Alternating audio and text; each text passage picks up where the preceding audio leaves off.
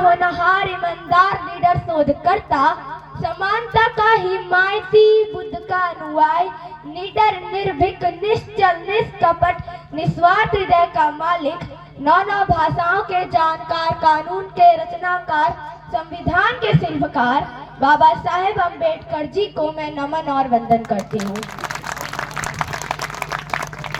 ग्राम सभा खीरीडार का प्रतिनिधित्व करते हुए एवं आर्य पब्लिक एकेडमी जूनियर कॉलेज का आभार व्यक्त करते हुए मैं क्लास 5th की विद्यार्थी सानवी आर्या इस मंच से नमन और वंदन करती हूँ। बेहद शुक्रिया, बेहद धन्यवाद। साथ ही साथ इस कार्यक्रम की संयोजक पूरी टीम का मैं स्वागत करती हूँ और आप सभी का धन्यवाद करती हूँ कि आप इतनी अच्छी तरीके से सुन रहे हैं, इतनी व्यवस्था में बैठे हुए हैं। आप सभी का धन्यवाद करती हूँ, बहुत धन्यवाद करती हूँ, बहुत स्वागत करती हूँ। आज यहाँ अम्बेडकर जयंती के शुभ अवसर पर मैं अम्बेडकर जी के कुछ विचार प्रस्तुत करती हूँ। कहते हैं कि इससे फर्क नहीं पड़ता कि मनुष्य कहाँ खड़ा है, किस पथ पर या रथ पर, तीर पर या प्राचीर पर। मनुष्य की पहचान होती है उसके मन से, क्योंकि मन की फकीरी पर कबीर की संपदा भी होती है। यह पंक्तियां हैं श्रीमान अटल बिहारी वाजपेयी जी की, परंतु यह पंक्तियां चरितार्थ करती हैं डॉक्टर भीमराव अंबेडकर जी के चरित्र को, जो कहा करते थे, life should be great, लेथर the lawn. हमारी भारतीय संस्कृति में कहा जाता है फैलीन परिचायत, अर्थात फल परिचायत होता है कि वृक्ष कैसा है और कर्म परिचायत होता है कि हमारा किरदार कैसा है। मध्य प्रदेश के इंदौर जिले के मऊ नगर में एक ऐसे व्यक्तित्व ने जन्म लिया जिस व्यक्तित्व ने स्व की परिधि को लांघकर पर के लिए कार्य किया। एक ऐसा व्यक्तित्व जिसे संघर्ष कभी झुका न सका और आज हम उन्हें अनस्टॉपेबल मैन के नाम से जाना जाते हैं, जो हमेशा कहा करते थे, यदि मुझे अपने आप और देश की आजादी में से किसी एक को चुनना पड़े तो मैं देश की आजादी को चुनूंगा, और यदि मुझे देश की आजादी और दलित उत्थान में से किसी एक को चुनना पड़े तो मैं दलित उत्थान को चुनूंगा, क्योंकि ऐसी आजादी किसी काम की नहीं जिस आजादी में समानता का अधिकार न हो। ऐसे देवत्वालियों स्वतंत्र भारत एवं प्रथम न्याय मंत्री एवं संविधान सभा के जनक डॉक्टर भीमराव अंबेडकर जी के जयंती पर आप सभी को हार्दिक बधाई।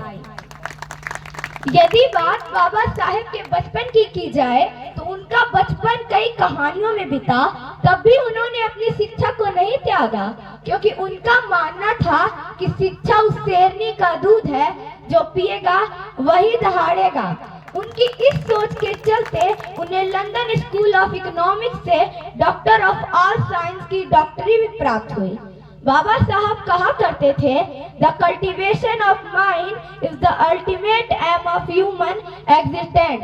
यह कथन उनकी बुद्धि की स्थिरता को दर्शाता है।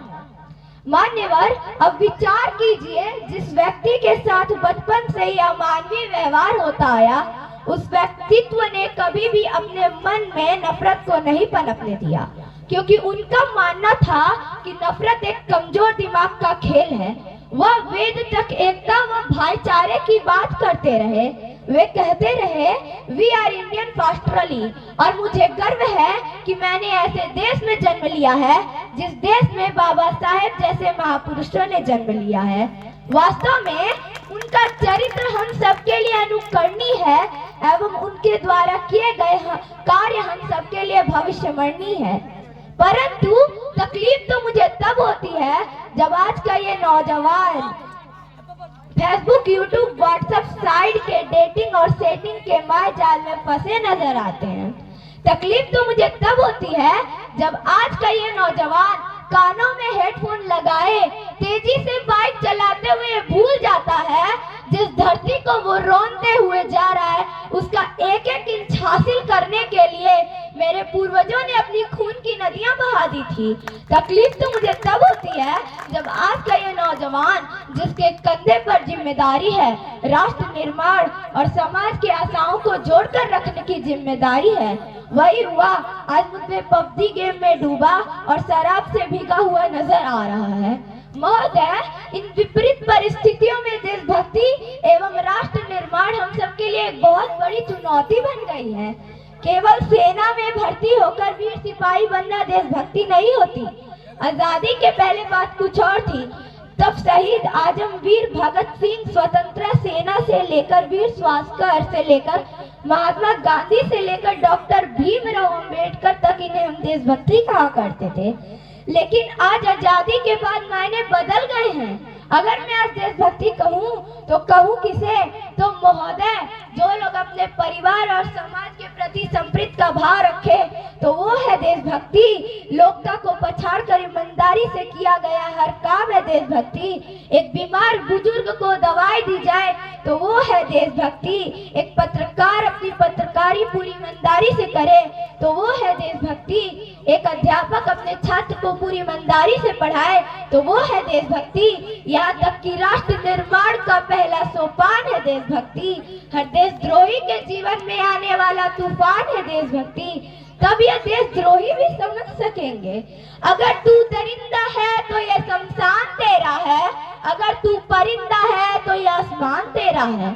अगर तुझे रहना है भाईचारे की तरह तो रह जमीन पर, वरना कब्र भी यही है और कब्रिस्तान भी यही है। मोहन निंद्रा में सोने वालों, अभी भी वक्त है, जाग जाओ, इससे पहले कि तुम्हारी ये नींद राष्ट्र को ले डूबे।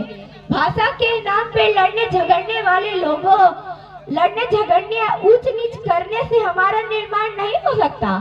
अरे क्या ऊंच, क्या नीच, क्या अमीरी, क्या गरीबी, क्या पवित्र, क्या अपवित्र, क्या यही हमारी सच्ची देशभक्ति है? जी नहीं। जातिवाद, नातीवाद, नक्सलवाद और खास करके भ्रष्टाचार, यही हमारी सच्ची देशभक्ति है। अरे ये रिश्वतखोर चाहते हैं रिश्वत चलती रहे। अरे ये भ्रष्टाचारी चाहते हैं वो औरतों की इज्जत लूटते रहे।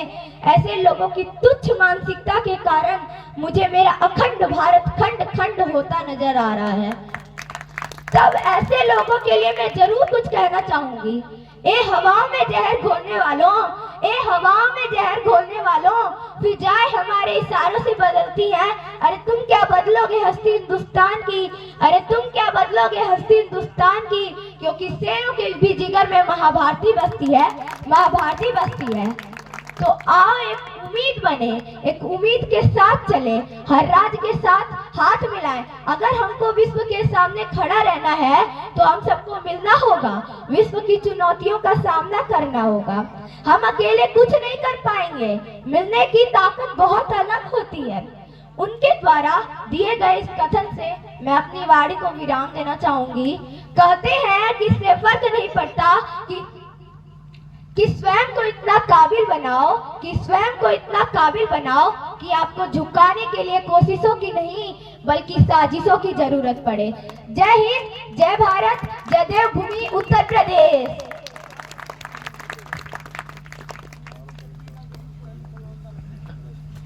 हेलो।